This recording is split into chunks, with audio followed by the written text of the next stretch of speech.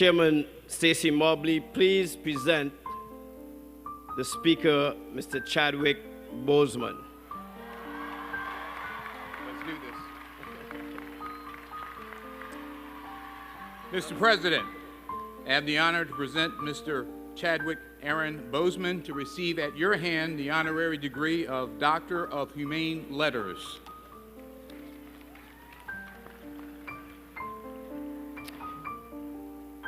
Chadwick Aaron BoseMan, quintessential artist, actor, director, writer, your unique ability to completely embody the characters you chose to portray on screen and stage has created a phenomenal global sensation in the world of film and entertainment unlike any in recent history. Beginning with your work in the film 42 in 2013 as the legendary Jackie Robinson, who broke the color line in Major League Baseball by signing with the Brooklyn Dodgers at a time in America when blatant racism was rampant. And I told Chadwick last night that Jackie Robinson and Martin Luther King Jr. received honorary degrees on the same day right here at Howard University as well. To your exquisite truth-alive depiction of the Godfather of Soul, Mr. James Brown in the film Get On Up, and in 2017, your brilliant role in Marshall, which you co-produced, about the iconic civil rights lawyer and first African-American Supreme Court Justice, fellow Capstone alumnus Thurgood Marshall, you have blazed a powerful new path in the world for the presentation of our rich lives of triumph over adversity that have been so sorely ignored for centuries. In this blockbuster year of 2018, audiences and critics around the globe have heralded your magnificence as T'Challa, Black Panther, in the feature film of the same name, and the entire movie has set afire in the hearts and minds of people of all colors, creeds, and races, the likes of which has never been seen before. You said that you had written in a journal years ago your desire to be the Black Panther. The world is in worship of Wakanda, the fictitious, technologically advanced, and mineral-rich African nation ruled by the Black Panther, who is based on a Marvel Comics character, which debuted just over half a century ago. Also in 2018, you reprised your role of T'Challa Black Panther in Avengers: Infinity War, which is the fastest film ever to pass $1 billion globally. You came to alma mater as an undergraduate of T.L. Hanna High School in your hometown of Anderson, South Carolina, where you were reared in a loving, supportive home by your mother Carolyn and father Leroy BoseMan. Having written and performed plays in your junior year, your focus was initially on directing, and you earned a Bachelor of Fine Arts degree in directing in 2000. You were fortunate to have taken classes from the acclaimed Felicia Rashad, who raised the funds for you and fellow classmates to attend the British American Drama Academy in London. While your plan was to hone your talents as a writer-director, it was your exposure to Rashad's teaching that opened you to the fruits of acting as well. Settling in New York, you began your career teaching drama at the Schomburg Center for Research in Black Culture in the Junior Scholars Program in Harlem in 2002. You landed your first television role on Third Watch in 2003, and had a series of other roles on CSI, New York, Law & Order, and ER, to name a few. While continuing to write plays, you felt it was possible to do it all despite your agent pressing you to choose one artistic area of focus. Ultimately, you did see the value in this advice, even though you had success with Deep Azure, based on the tragic true story of Howard alum Prince Jones, who was murdered by a Prince George's County police officer. Your decision to move to Los Angeles in 2008 opened the way for more achievements, as with your role in the television series Lincoln Heights, then your first feature film, The Express, and a regular role in Persons Unknown in 2010. Other films included The Kill Hole, released just before 42, in which you starred opposite Harrison Ford, Draft Day with Kevin Costner in 2014, and Gods of Egypt, in which you played Thoth. Chadwick A. BoseMan, beloved son of alma mater, your dedication to excellence, your pioneering, indomitable spirit, and motivated commitment to your craft stands as the hallmarks of your incredible life and career. You are a shining exemplar of our cherished core values of leadership, excellence, truth, and service. It is with heartfelt respect and loving gratitude that we salute and honor you as orator on the historic occasion of our 150th commencement, conferring upon you the degree Doctor of Humane Letters, honoris causa. Congratulations.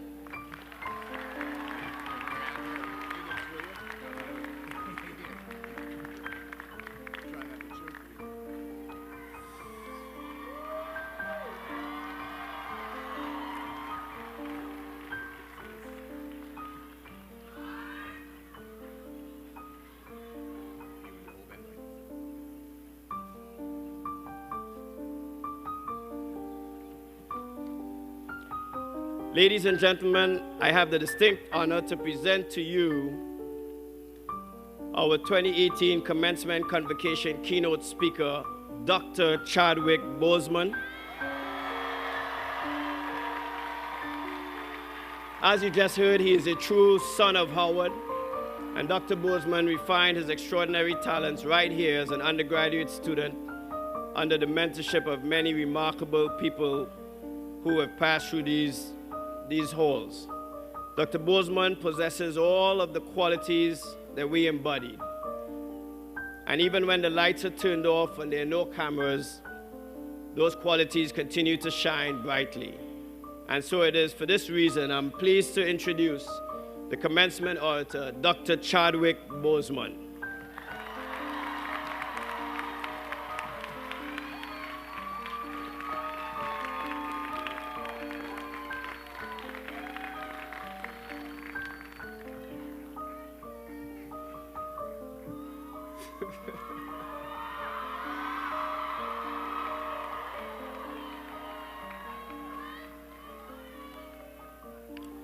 First, giving honor to the Creator and my ancestors on whose shoulders I stand. Happy Mother's Day to my mom. She is not here in attendance, but by tomorrow, she will have seen this. Let me also acknowledge my professors who have passed on to the other side. Because of work obligations over the past few years, I miss memorials that were held here for them. Professor Al Freeman Jr., Professor Mike Malone, Professor Reggie Ray, Dr. Henrietta Edmonds, Professor Joe Selman, Dr. Johnson, and Dr. Singleton.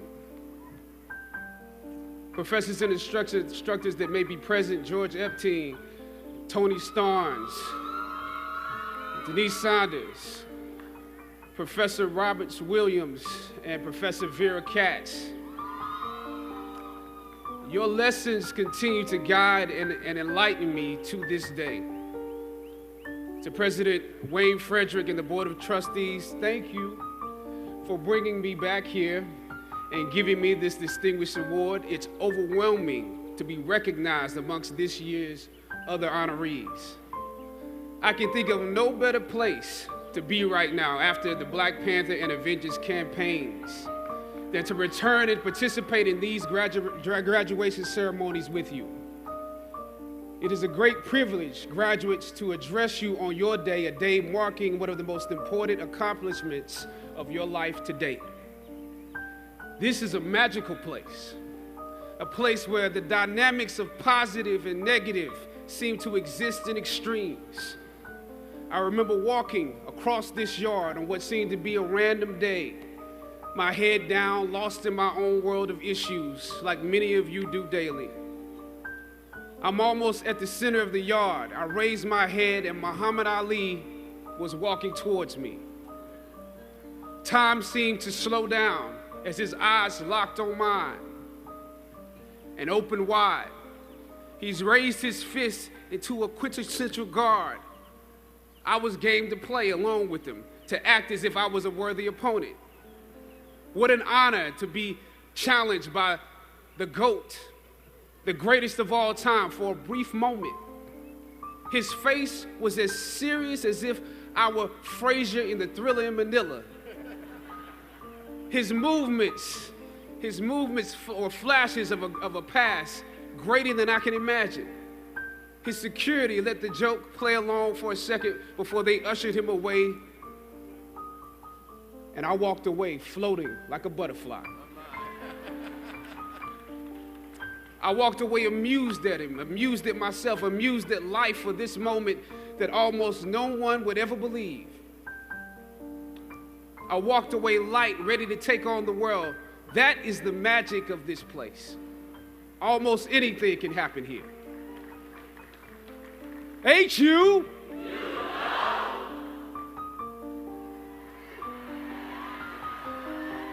Howard University. I was riding here and I heard on the radio somebody call it Wakanda University.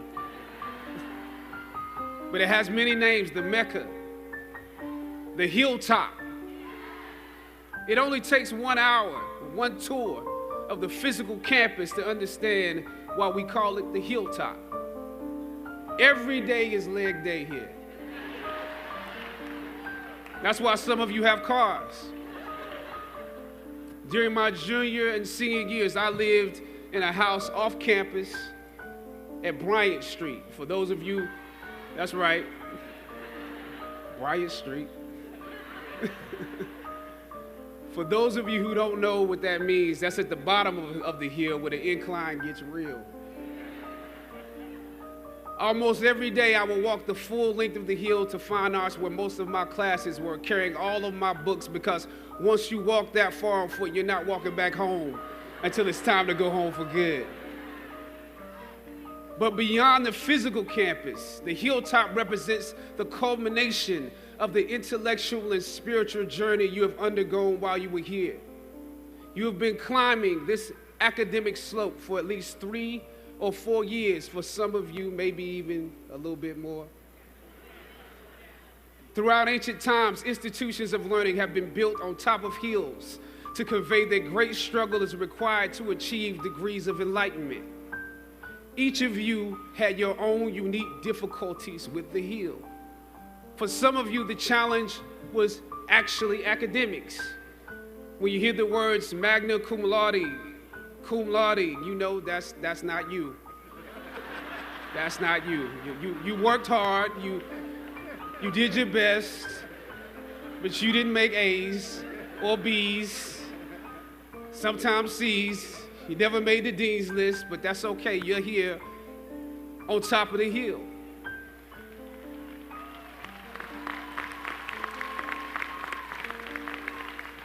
And I want to say something to that. You know, sometimes your grades don't give a real indication of what your greatness might be. So it really is okay. For others, it was financial. You and your family struggled to make ends meet every semester of your matriculation. You had to stand in one line to get to another line, to get to another line for somebody that might help you.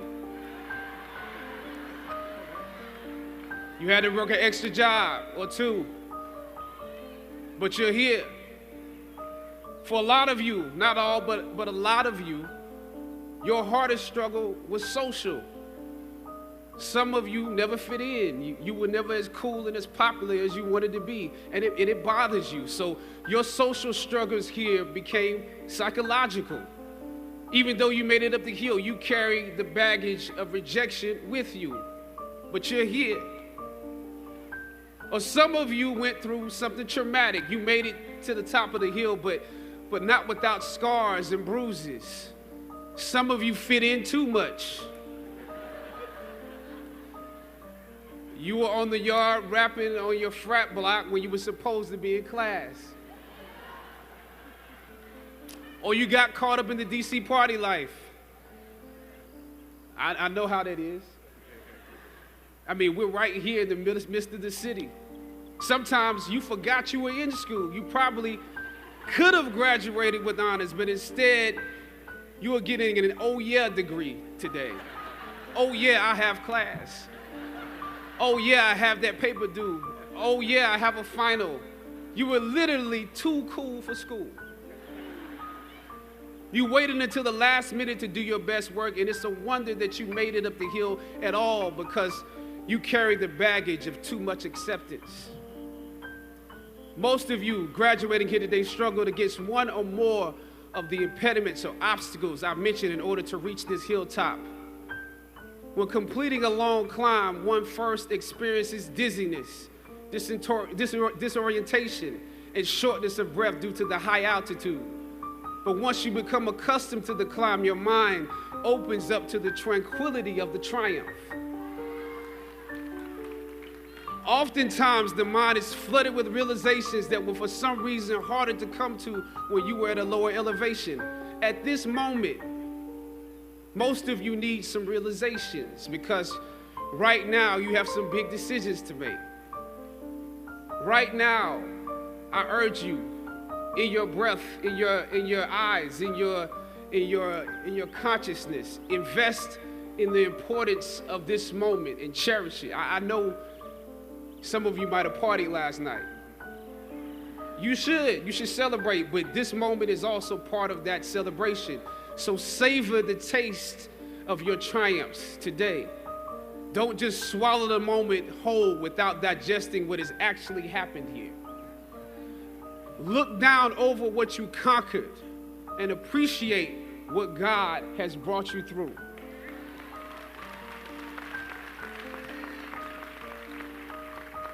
Some of you here struggled against the university itself. This year, students protested and took over the A building, formulated a list of demands, and negotiated with our president and administration to determine the direction of our institution. It's impressive. Similarly, during my years here at Howard, we also protested and took over the A building. In order to preserve Howard's annual appropriations from Congress, President H. Patrick Swagger decided to reduce the number of colleges at the university. By his plan, engineering would need to merge with architecture, nursing would merge with allied health, and fine arts, my school, would be absorbed by arts and sciences. That's how we saw it, absorbed. For many of us in fine arts, this signaled to us that our curriculums or the curriculums of students following us might become watered down concentrations. This undermined the very legacy we were proud to be a part of and aim to continue. The fine arts program had produced Felicia Rashad, Debbie Allen, Isaiah Washington, Richard Wesley, Donnie Hathaway, Roberta Flack, just to name a few. We felt that, yes, you can go on and on, We felt that we could compete with students from Juilliard, NYU, and Cal Losh as long as we continued to have a concentrated dosage that rivaled a conservatory experience. But without it, although we took over the A building for several days and presented our arguments to President Swaggart and the administration, the schools were still merged. Thus, the current collection or formation of schools exists. That's why I view your recent protest as such an accomplishment for both sides of the debate, student and administration. I didn't come here to take sides. My interest is what's best for the school. A Howard University education is not just about what happens in the classroom, students. In some ways, what you were able to do exemplifies some of the skills you learned in the classroom. It takes the education out of the realm of theory and into utility and practice. Obviously, your organization skills were unprecedented. I'm told that you organized shifts so that you could at least continue some of your classes.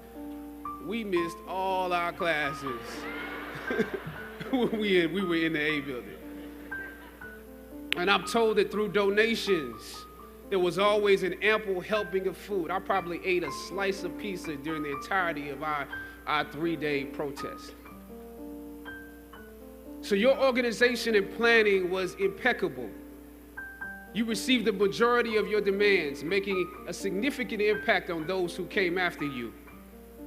As is often the case, those that follow most often enjoy the results of the progress you gain. You love the university enough to struggle with it. Now I have to ask you that you have to continue to do that. Even now that you received your demands, even if you're walking today, you have to continue to do that. Everything that you fought for was not for yourself. It was for those that come after. You could have been disgruntled and transferred, but you fought to be participants in making this institution the best that it can be.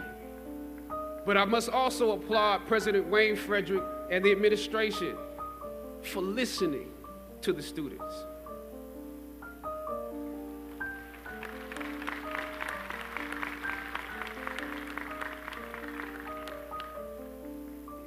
Your freedom of speech was exercised in a way where you can contribute to this place. It also shows that you can contribute to the democracy. The administration and the campus police at the time when I was protesting was not nearly as open-minded as this current one. I know this was a difficult time, but because of both of you, I believe Howard is a few steps closer to the actualization of its potential, the potential that many of us have dreamed for it. Students, your protests are also promising because many of you will leave Howard and enter systems and institutions that have a history of discrimination and marginalization. The fact that you have struggled with this university that you love is a sign that you can use your education to improve the world that you are entering. I was on a roll when I entered the system of entertainment, theater, television, and film. In my first New York audition for a professional play, I landed the lead role. From that play, I got my first agent. From that agent, I got an on-screen audition. It was a soap opera. It wasn't Third Watch. It was a soap opera on a major network. I scored that role too. I felt like Mike Tyson when he first came on the scene, knocking out opponents in the first round. With this soap opera gig, I was already promised to make six figures, more money than I had ever seen. I was feeling myself. But once I got the first script, and with soap operas, you very often get the script the night before and you shoot the whole episode in one day with little to no time to prepare. Once I saw the role I was playing, I found myself conflicted. The role wasn't necessarily stereotypical. A young man in his formative years with a violent streak pulled into the allure of gang involvement. That's somebody's real story. Never judge the characters you play. That's what we were always taught. That's the first rule of acting. And any role played honestly can be empowering. But I was conflicted because this role seemed to be wrapped up in assumptions about us as black folk. The writing failed to search for specificity. Plus, there was barely a glimpse of positivity or talent in the character, barely a glimpse of hope. I would have to make something out of nothing. I was conflicted. Howard had instilled in me a certain amount of pride, and for my taste, this role didn't live up to those standards. It was just my luck that after filming the first 2 episodes, execs of the show called me into their offices and told me how happy they were with my performance. They wanted me to be around for a long time. They said, if there was anything that I needed, just let them know. That was my opening. I decided to ask them some simple questions about the background of my character, questions that I felt were pertinent to the plot. Question number 1, where's my father?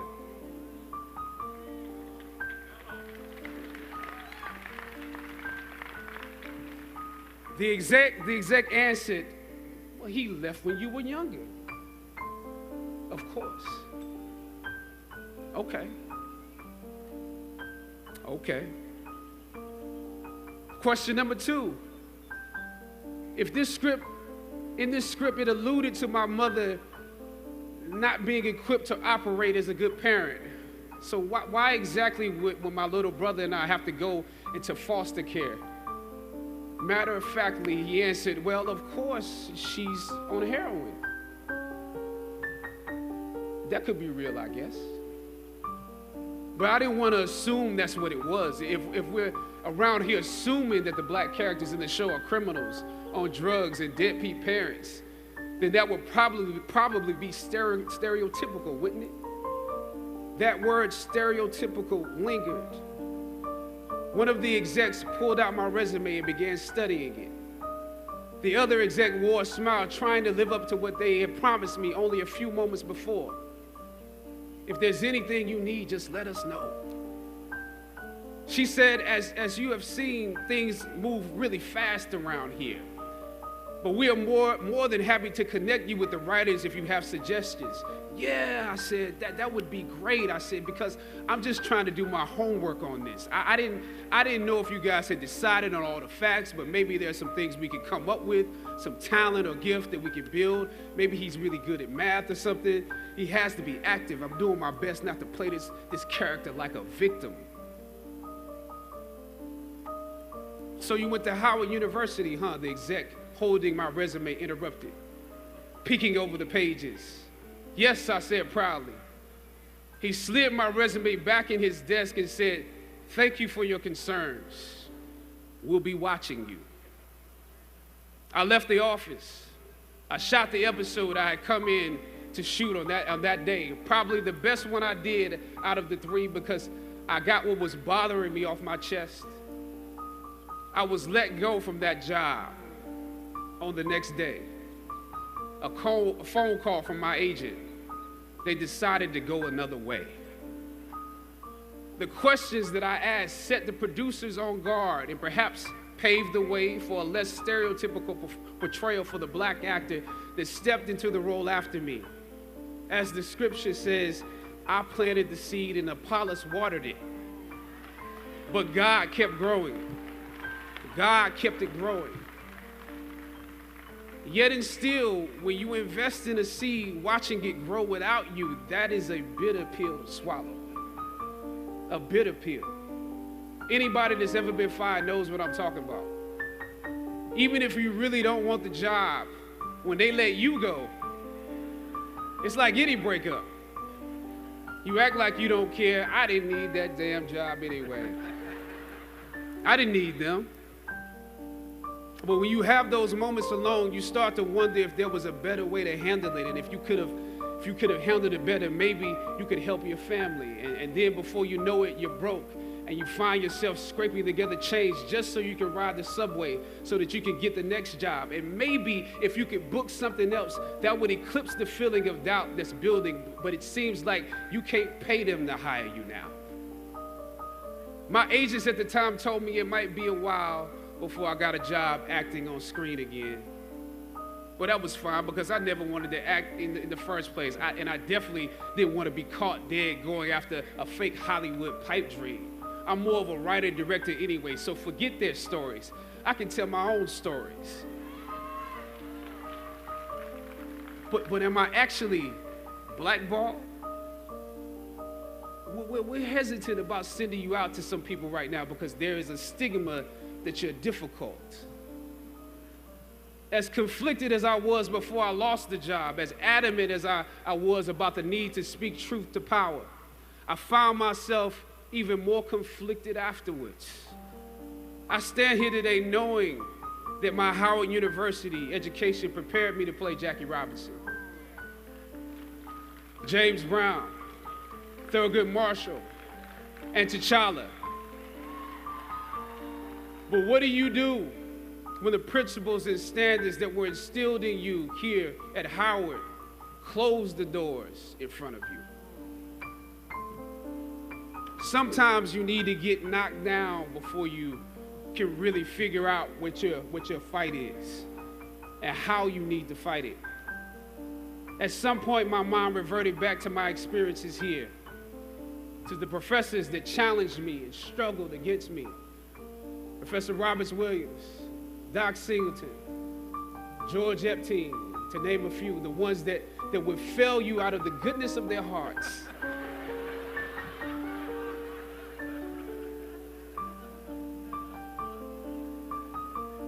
And this may be hard to grasp for some of you right now, but I even considered President Swagger and how negotiating with him was practice for a world that was considerably more cruel and unforgiving than any debate here, one that had no interest in my ideals and beliefs. How would I maneuver through all of this? Finally, I thought of Ali in the middle of the yard, in his elder years, drawing from his victories and his losses. At that moment, I realized something new about the greatness of Ali and how he carried his crown. I realized that he was transferring something to me on that day. He was transferring the spirit of the fighter in me. He was transferring the spirit of the fighter to me. He was transferring the spirit of the fighter to me. Sometimes you need to feel the pain and sting of defeat to activate the real passion and purpose that God predestined inside of you. God says in Jeremiah, I know the plans I have for you. Plans to prosper you and not to harm you. Plans to give you hope and a future. Graduating class, hear me well on this day. When you have reached the hilltop and you are deciding on next jobs, next steps, careers, further education, you would rather find purpose than a job or a career. Purpose crosses disciplines. Purpose is an essential element of you. It is the reason you are on the planet at this particular time in history. Your very existence is wrapped up in the things you are here to fulfill. Whatever you choose for a career path, remember the struggles along the way are only meant to shape you for your purpose. When I dare to challenge the system that would relegate us to victims and stereotypes with no clear historical backgrounds, no hopes or talents, when I questioned that method of portrayal, a different path opened up for me. The path to my destiny. When God has something for you, it doesn't matter who stands against it.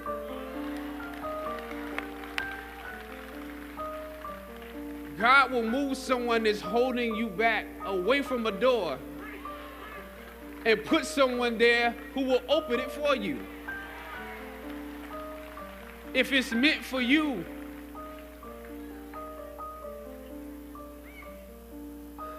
I don't know what your future is, but if you're willing to take the harder way, the more complicated one, the one with more failures at first than successes, the one that has ultimately proven to have more meaning, more victory, more glory, then you will not regret it. Now, this is your time.